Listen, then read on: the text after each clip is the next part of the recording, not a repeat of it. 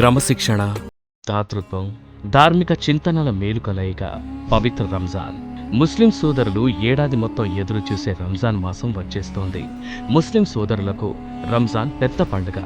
30 రోజులు కఠిన ఉపవాస దీక్షలతో సాగే రంజాన్ మాసమంతా పవిత్రత, ఆధ్యాత్మికతతో నిండుంటుంది. ఈ సందర్భంగా రంజాన్ మాసం ఈ ఏడాది ఎప్పటి నుంచి ప్రారంభం కానుంది, మన దేశంలో ఉపవాస దీక్షలు ఏ తేదీ నుంచి ప్రారంభం కానున్నాయనే పూర్తి వివరాలను ఈ వీడియోలో తెలుసుకుందాం. ఇస్లాం మతాన్ని అనుసరించే ముస్లింలకు రంజాన్ మాసం ఎంతో పవిత్రమైనది.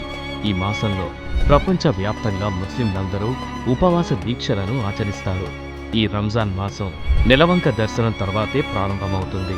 ఈ నేపథ్యంలో ఈ ఏడాది మన దేశంలో మార్చి 1 లేదా మార్చి 2 తేదీన రంజాన్ ఉపవాస దీక్షలు ప్రారంభం కానున్నాయి.